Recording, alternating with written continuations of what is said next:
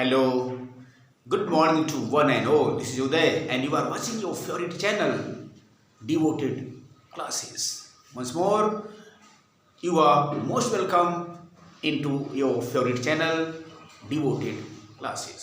प्रिय भाइयों बहनों, एक बार फिर से आपका हार्दिक स्वागत, वंदन और अभिनंदन। मैं हूँ उदय और आप देख रहे हैं अपना फेवरेट चैनल डिवोटेड क्लासेस। आज मैं एक बार फिर से आपके बीच में उपस्थित हूँ एक अन्य वीडियो के साथ, जो है फिगर ऑफ स्पीच पार्ट 10। आज हम देखेंगे एनाग्राम एंड एनाफोरा।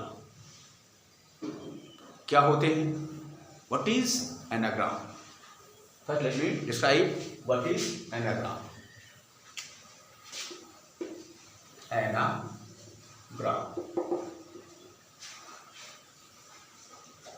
एनाग्राम क्या है?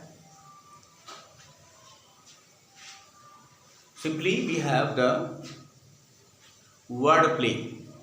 It's a word play. It's a word play. What we do? It is a rhetorical device.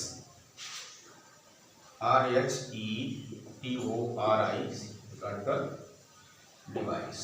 What you find here? Forming some new word by rearranging the spellings or letters of the given word is called anagram. Definition is forming new word by rearranging the letters or the spellings of a given word is called anagram.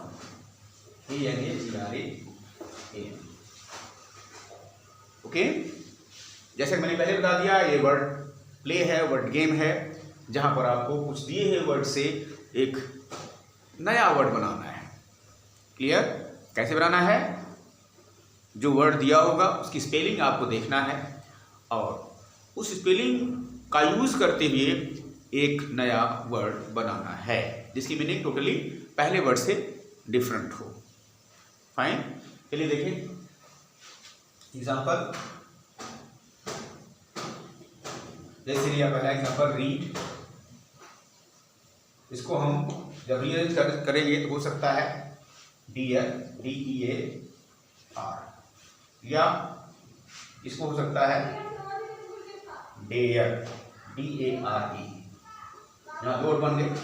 देखिए READ, यहाँ READ, यहाँ READ, मतलब यही चार जो letters हैं, इन सभी words में दो वर्ड बने जो इनमें आए हुए हैं, लेकिन ये दोनों वर्ड्स क्या हो गए?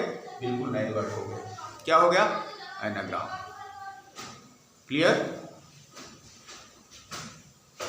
अगर देखिए तो डेबिट कार्ड, DEBIT CARD को हो जाएगा बैड क्रेडिट, BADCREDIT। देखिए DEBIT CARD डेबिट कार्ड। यहाँ देखिए BAD, बी कहाँ से लिया? बी यहाँ से लिया, फिर यहाँ से ये हुआ और डी यहाँ से लिया, बैड बन गया, और सी यहाँ से लिया, आर यहाँ से लिया, और ई यहाँ से लिया, और डी यहाँ से लिया, और टी यहाँ से लिया। क्या बन गया? Credit, meaning bad credit. Clear? यहाँ डेबिट कार्ड से एक नया वर्ड बना बैड क्रेडिट।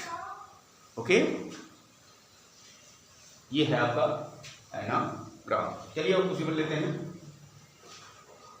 जैसे मैं लिया तीसरा एग्जाम्पल TOOLS। अब इस टूल को जब रीअरेंज करेंगे तो हो सकता है STOOL। स्टूल। देखिए यस यहाँ से लिया, टी यहाँ से लिया, डबल ओ यहाँ से लिया और यल यहाँ से लिया। क्या बन गया? स्टूल। क्लियर? और छोटा एग्जाम्पल लीजिए, छोटा एग्जाम्पल बी यू पी हो सकता है T U B tub. Okay, तो इस तरह से आपको बहुत सारे वर्ड्स इस तरह से बनाए जा सकते हैं।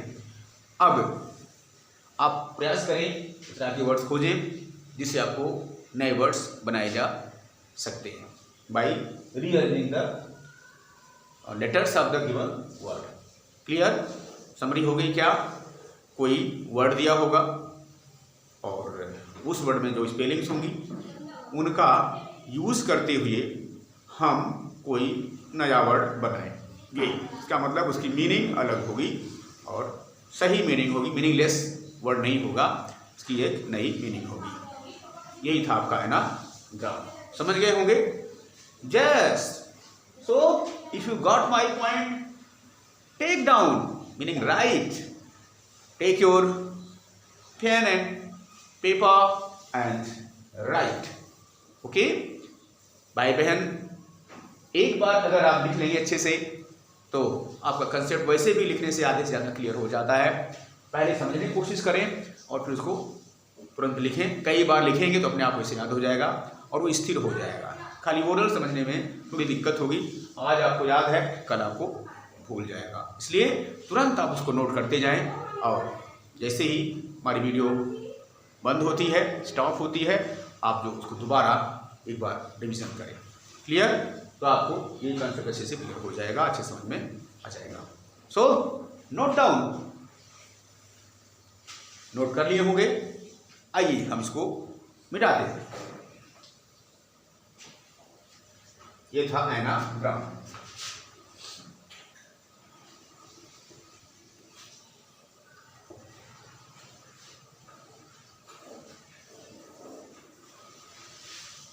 अब आगे देखें हम एनाफोरा। दूसरा स्पीच आज का ANAPHORA। एक्चुअली एनाफोरा जो है ग्रीक वर्ड से आया हुआ है, ग्रीक टर्म से। एनाफोरा मीन्स कैरीड, ये बता रहा है ईडी, सॉरी ये ग्रीक से लिया है, GREEK ग्रीक वर्ड है, जहां पर इसकी मीनिंग होती है कैरीड अगेन, कैरीड अगेन। आप अर्जित समझ लें तो आधा काम वैसे भी समझ में आ जाता है, आधा कंसेप्ट वैसे ही क्लियर हो जाता है। उसकी अर्जित समझने का प्रयास करें। ग्रीक टर्म है कहना कौन सा? एनाफोरा। इसका मीनिंग होती है कैरीड अगेन, मतलब बार बार यूज करना। इसका मतलब यही हुआ है, it means it is a figure of speech. First क्या है? Figure of speech. चाहे तो उसको आप कह लें लिटरेरी टर्म भी हो सकता है या लिटरेरी डिवाइस भी हो सकता है, पोएटिक डिवाइस भी इसको कह सकते हैं। क्या हुआ? फिगर ऑफ स्पीच यहां पर है। क्या होगा इसमें?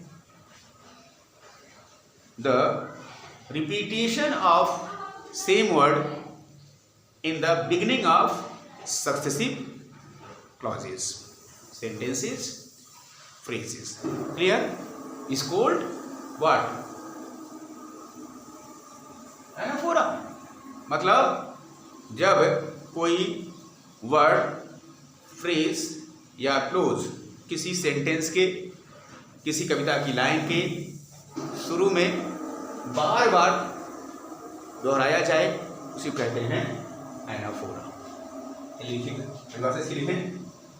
The repetition, TITION, repetition of same word,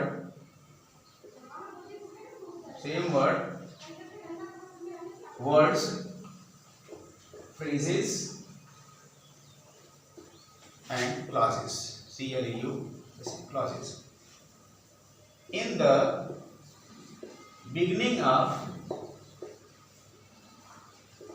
the successive, successive clauses or sentences, SENTENCES serious is called anaphora, ANAPHORA।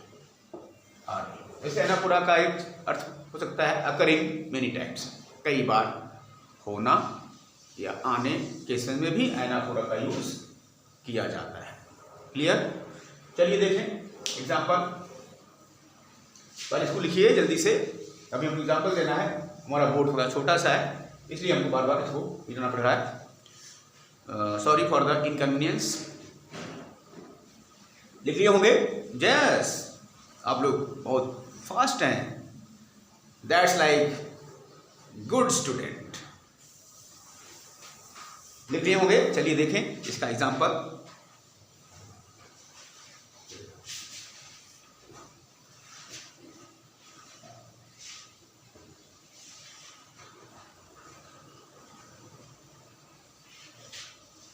Example हम ले सकते हैं जैसे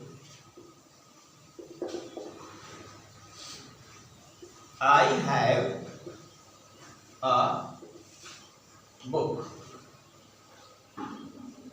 The book is good. The book costs rupees 200. The book is on English grammar. Fine. The book is written by P.C. Ren. W.R.E. Ren and Martin. Clear? क्या मिला हमको? I have ये book लिखे लास्ट का word, इसके बाद सारे word देखिए, the book, the book, the book, the book. मतलब क्या निकल रहा है? कई बार हम इस बुक वर्ड का यूज यहाँ पर कर रहे हैं। क्लियर? क्या मिला हमको? जो एक ही वर्ड है द बुक कई बार जो है रिपीट हुआ है, रिपीटेशन उसका हुआ है, इसीलिए यहाँ पर क्या होगा? एनाफोरा। क्लियर? समझ गए होंगे? चलिए जल्दी नोट करें। एक एग्जाम्पल लेते हैं हम, ये था पहला एग्जाम्पल। लेते हैं हम एक दूसरा एग्जाम्पल।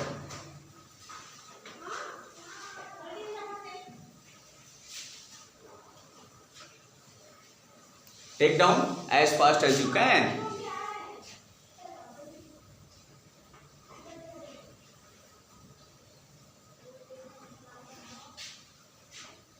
एक बहुत फेमस एग्जाम्पल दे रहे हैं हम, बहुत अच्छा एग्जाम्पल, जो चार्ल्स डिकेंस का एक नॉवेल रहा है, अ टेल ऑफ टू सिटीज, उसमें से एग्जाम्पल लिया गया है।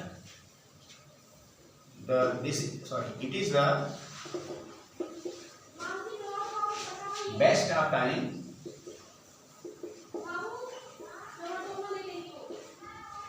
TIME. It is the worst of time. It is an age of wisdom. It is an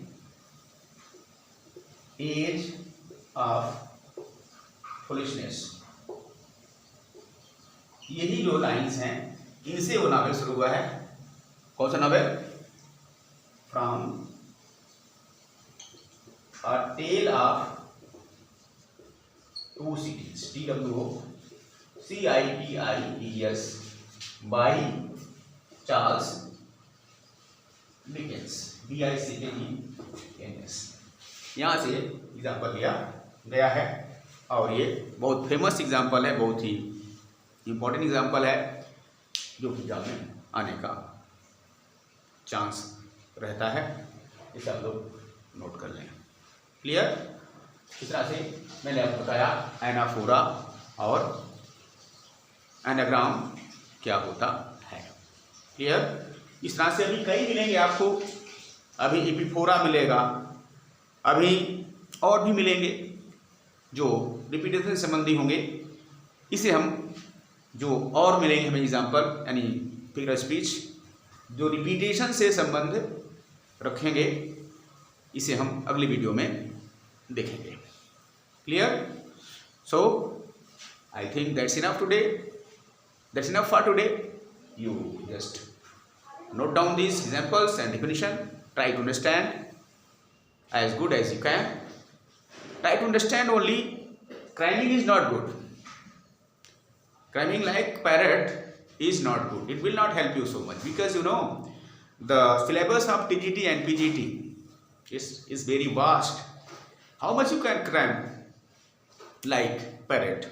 कितना याद करेंगे आप लोग? अनंत है हरि अनंत, हरि कथा अनंता, कहीं सुनहि बहुविध सब संता। संता मीन्स यहाँ पर सारे विद्वान वर्ग जो हैं इंग्लिश के, उनकी बात हम यहाँ पर कर रहे हैं। तो अनंत है, कितना याद करेंगे? इसलिए ट्राई टू अंडरस्टैंड, समझने का प्रयास करें। एक बार अच्छे से समझिए, डिफिनेशन को अच्छे से समझिए, उसके बाद फिर क्या करेंगे, एक हफ्ते बाद एक रिवीजन करिए उसी का, फिर 15 दिन बाद एक और रिवीजन कर लीजिए, फिर एक महीने बाद एक बार फिर उसका रिवीजन करिए, फिर वो भूलेगा नहीं। ये तरीका रहा है विशेषकर कोई चीज़ याद करने का। कई बच्चे कहते हैं सर हमको याद नहीं होता, कैसे याद करें? तो हमारी ये कुंजी यही है याद करने के लिए। रटना तो भूल जाइए, समझने का प्रयास करिए, समझ याद करिए ठीक है, लेकिन समझ के याद करिए। ठीक, मान लीजिए आज आपने याद कर लिया, संडे आज अच्छे से याद कर लिया, फिर जो चीज़ आपने याद किया उसको समझो उसमें क्या कहा गया है, समझना ज़्यादा इंपॉर्टेंट है, ज़्यादा मायने रखता है। फिर उसके बाद एक हफ्ते बाद जो आपने यहाँ लर्न किया था उसको फिर रिवीजन कर लीजिए, फिर एक बात और 15 दिन आए फिर उसको एक बार रिवीजन कर लीजिए, और अंत में जब महीना आए तब फिर उसको एक बार रिवीजन कर लीजिए। 2-4 महीने में ये आपको ऐसा कंठस्थ हो जाएगा, ऐसा याद हो जाएगा कि फिर आप कभी जिंदगी में उसे भूलेंगे नहीं। क्लियर? तो ये था आपका आज का figure speech, anaphora and anagram. Okay, I hope you got my point. Still you have, if you have any doubt, just I have my phone number of beauty classes 8953063755. You can just send me message in the comment box, or yes my dear, you can contact me also. You dial this number, and if I am free, I'll call you back, meaning I will tell you again. So don't worry, be happy. So that's enough for today. If you like, and first time you are watching my video, so please subscribe my channel and like, share and comment. Okay?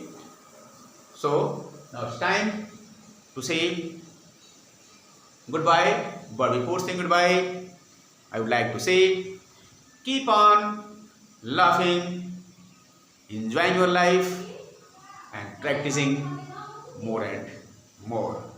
Now bye bye, see you, take care.